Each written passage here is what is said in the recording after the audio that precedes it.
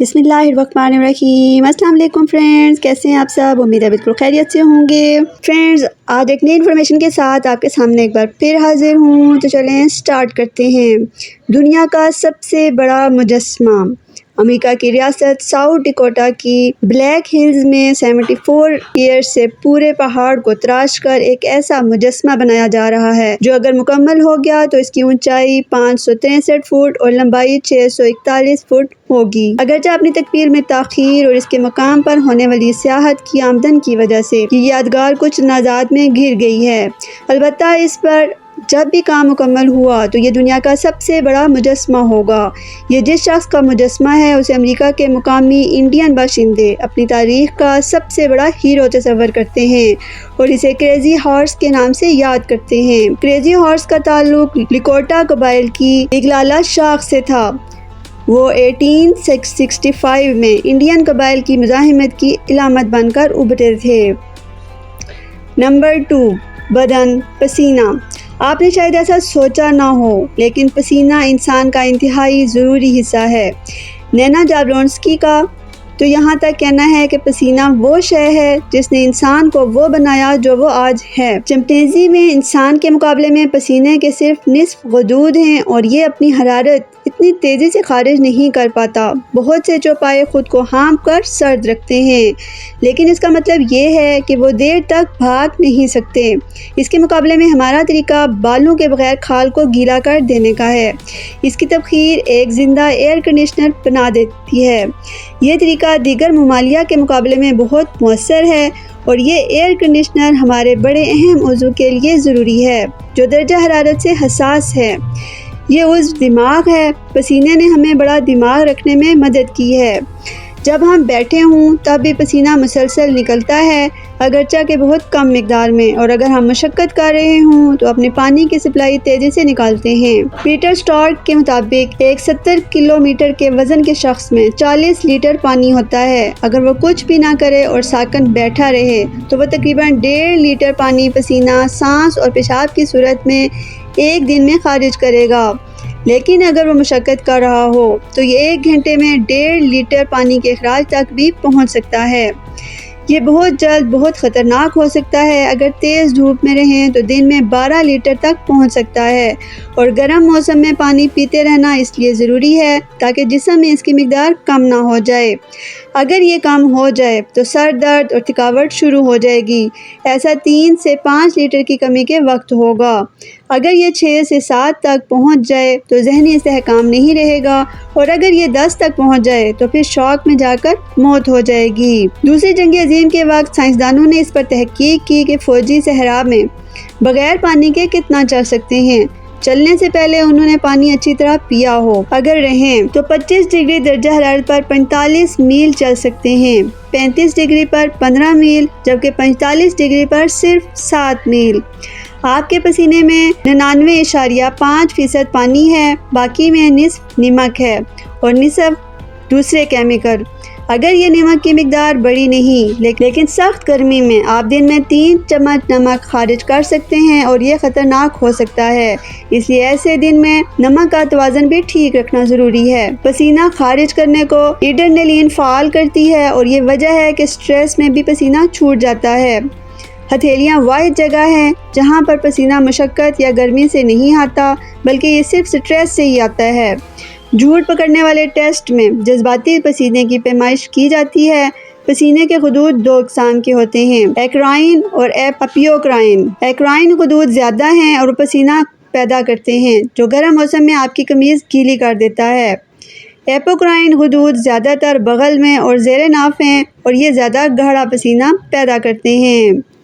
Number 3، کیا آپ جانتے ہیں شیر بغیر چبائے اپنے سامنے والے دانتوں سے نوچ نوچ کر شکار کھاتا ہے۔ شیر کا تھوک کم آتا ہے، یہی وجہ ہے کہ شیر کا منہ اکثر گندا رہتا ہے۔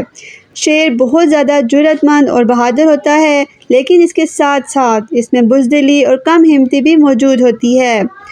مرغ کی آواز سن کر پریشان ہو جاتا ہے، بلی کی آواز سے ڈر جاتا ہے، آگ جلتے ہوئے دیکھ کر تعجب کا شکار ہو جاتا ہے۔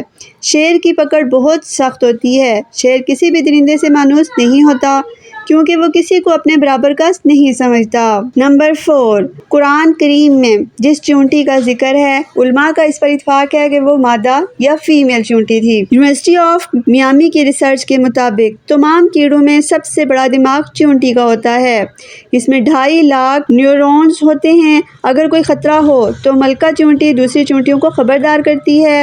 یہ اتنا چھوٹا سا کیڑا ہے لیکن یہ جب اپنے بل یعنی سوراخ سے نکلتی ہے، دور جا کر کھانا حاصل کرتی ہے تو راستہ بھولے بغیر ڈائریکٹ اپنے سوراخ میں واپس آتی ہے۔ اس کا کوئی GPS، کوئی گوگل میپ نہیں ہے۔ تو یہ کیا ہے؟ یہ عجائبات ہیں، یہ نشانیاں ہیں ایمان والوں کے لیے، عقل والوں کے لیے۔ نمبر 5، کیا آپ جانتے ہیں ٹیکنیکلی اور سائنٹیفکلی طور پر ٹماٹر ایک پھل ہے لیکن سبزی کی طرح استعمال ہوتا ہے۔ دنیا میں لال رنگ کے ساتھ ساتھ پیلے، سبز، جامنی، اورنج اور سفید رنگ کے ٹماٹر بھی پائے جاتے ہیں۔ دنیا میں اس کی 10,000 سے زیادہ اقسام ہیں۔ اس کی حیران کن بات یہ ہے اسے خلا میں بھی اگایا گیا ہے۔ ایک ٹماٹر تقریباً 100 گرام کا ہوتا ہے لیکن دنیا کا سب سے بڑا ٹماٹر 1986 میں 3.51 کلو گرام کا ہوا۔ اگر ٹماٹر کو پکا لیا جائے تو اس میں لائکوپین نکلتی ہے جو کینسر کے خلاف قوت مدافعت پیدا کرتی ہے۔ اس کے ساتھ ساتھ یہ دل کے امراض، جلد اور دماغ کے لیے بے حد مفید ہے۔ ٹماٹر کھائیے اور طاقتور ہو جائیے لیکن گردوں والے مریض کو پرہیز کرنا چاہیے۔ نمبر 6، کیا آپ جانتے ہیں تحقیق سے ثابت ہے کہ جب دیوار چین کو بنایا گیا اس وقت پتھروں کو جوڑنے کے لیے چاولوں کا دلیا اور کیلشیم کاربونیٹ کا استعمال کیا گیا۔ چاولوں کے بارے میں حضرت علی کرم اللہ وجہہ کا بھی فرمان ہے کہ جنت میں پہلے نمبر کا کھانا گوشت اور دوسرا نمبر چاولوں کا ہے۔ دنیا میں چاولوں کی 40,000 سے زیادہ اقسام ہیں۔ چاولوں کے زمین پر آئے ہوئے 8,000 سال کا عرصہ ہو گیا ہے۔ United States department of agriculture کی تحقیق کے مطابق چاول اگر دوبارہ گرم کر کے کھائے جائیں تو پیٹ کی بیماری کا باعث بن سکتے ہیں۔ 1 کلو چاول اگانے کے لیے 5,000 لیٹر پانی لگایا جاتا ہے، لہذا چاول وہاں لگائے جائیں جہاں پانی کافی مقدار میں ہو۔ چاولوں کو جس طرح بھی پکایا جائے لیکن سب سے بہترین روپ تو بریانی ہی ہے۔ نمبر 7، گھبرائیے مت، یہ کوئی اور نہیں بلکہ انتہائی قریب سے چونٹی کی لی گئی تصویر ہے۔ چونٹی اپنے وزن سے 20 گنا زیادہ وزن اٹھا سکتی ہے۔ اگر یہ طاقت انسان کے پاس آ جائے تو 5 سال کا بچہ پوری گاڑی اٹھا لے گا۔ چونٹیوں کی 12,000 سے زیادہ اقسام دریافت ہو چکی ہیں۔ چونٹی کے پھیپھڑے نہیں ہوتے تو یہ سانس کیسے لیتی ہے؟ اس کے جسم میں چھوٹے چھوٹے سوراخ ہوتے ہیں جس کے ذریعے آکسیجن اندر جاتی ہے اور کاربن ڈائی آکسائڈ باہر آ جاتی ہے۔ چونٹیوں کے کان نہیں ہوتے تو یہ سنتی کیسے ہیں؟ زمین پہ ہونے والی وائبریشن کو محسوس کرتی ہیں۔ نمبر 8، کیا آپ جانتے ہیں اس ترقی کے باوجود سمندر کا صرف 5% حصہ ابھی تک دریافت کیا گیا ہے۔ سمندر ایک بہت بڑا عجائب گھر ہے۔ دنیا کے 94% جاندار سمندر میں پائے جاتے ہیں۔ دنیا کا سب سے بڑا جاندار یعنی کہ بلیو ویل بھی سمندر میں ہے جس کا وزن 180,000 کلو ہے۔ دنیا کا سب سے بڑا پہاڑی سلسلہ مڈ اوشن ریج بھی سمندر میں ہے جس کی لمبائی 65,000 کلومیٹر ہے۔ دنیا کا سب سے اونچا پہاڑ مونے کا بھی سمندر میں ہے جس کی اونچائی 33,000 فٹ سے زیادہ ہے۔ دنیا کا سب سے گہرا مقام مورینا ٹرینچ بھی سمندر میں ہے جس کی گہرائی 37,000 فٹ سے بھی زیادہ ہے۔ دنیا کی 80% تجارت سمندر کے ذریعے سے ہوتی ہے۔ دنیا کا 37% تیل سمندر سے حاصل کیا جاتا ہے۔ نمبر 9، یہ اسکوٹر آپ کو پانی میں سفر کرا سکتی ہے۔ اس اہم ایجاد کا وزن صرف 1.5 کلو گرام ہے۔ رفتار 1.5 میٹر فی سیکنڈ ہے اور چارج ہونے پر 1 گھنٹہ 20 منٹ چل سکتی ہے۔ اس پر سوار ہو جائیں اور یہ آپ کو زیر آب لے کر آگے بڑھتی ہے۔ اسے سب نیڈو کا نام دیا گیا ہے جو بہت کامیاب اور تیز رفتار زیر آب تیرنے والی اسکوٹر ہے جو بہت تیزی سے پانی کی گہرائی میں آپ کی تیراکی کو بڑھاتی ہے۔ اس کی چارجنگ 100 واٹ کے برابر ہے اور انگلی کے اشارے سے آگے بڑھتی ہے۔ سپیڈ کنٹرول کرنے کے لیے اس میں گیئر کے 3 سیٹ اپ موجود ہیں۔ اس کی سب سے اہم بات اس پر گوپرو کیمرہ نصب کیا جا سکتا ہے جو خوبصورت سمندر کا اندرونی دل فریب نظارہ ریکارڈ کر سکتا ہے۔ لیکن ضروری نہیں کہ آپ آپ سکوبا ڈائیونگ کا لباس پہن کر پانی کی گہرائی میں جائیں۔ یہ ڈوبتے افراد کو تیرنے میں مدد کر سکتی ہے۔ سوئمنگ پول میں آپ کی سواری بن سکتی ہے۔ یہ اتنی چھوٹی اور جدید ہے کہ اسے سمیٹ کر ایک بیگ میں رکھا جا سکتا ہے اور بیگ میں رکھ کر ہوائی سفر بھی کیا جا سکتا ہے۔ سب نیڈو کی تعارفی قیمت $330 رکھی گئی ہے۔ نمبر 10، دوسری جنگ عظیم کی مشہور ترین جاسوسی ہیروئن نور النساء تھی، جس کا باپ عنایت خان ہندوستانی تھا اور ماں امریکن تھی۔ اس نے دوسری جنگ عظیم میں بطور برطانوی جاسوس عورت کی جاسوسی کی خدمات سر انجام دی۔ اسے جاسوسی کے کام کے عوض مرنے کے بعد جارج کراس کا ایوارڈ دیا گیا، جو برطانیہ کا سب سے بڑا سول ایوارڈ ہے۔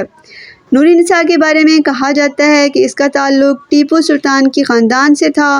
دوسری جنگ عظیم کے دوران نور النساء پہلی جاسوسی عورت تھی جس نے وائرلیس آپریٹر کی خدمات سر انجام دی اور جسے پہلی جنگی جاسوس ہیروئن ہونے کا اعزاز بھی ملا۔ تاہم آخری وقت تک یہ الزام ہی رہا، البتہ ان کی ڈائری سے کچھ مواد ضرور ملا ہے۔ سو فرینڈز، یہ تھی میری آج کی انفارمیشن۔ امید ہے آپ کو پسند آئی ہوگی۔ جلدی نئی انفارمیشن کے ساتھ ایک بار پھر حاضر ہوں گی۔ تب تک کے لیے اجازت، خوش رہیں اور اپنوں کا خیال رکھیں اور مجھے اپنی دعاؤں میں ضرور یاد رکھیں۔ اللہ حافظ۔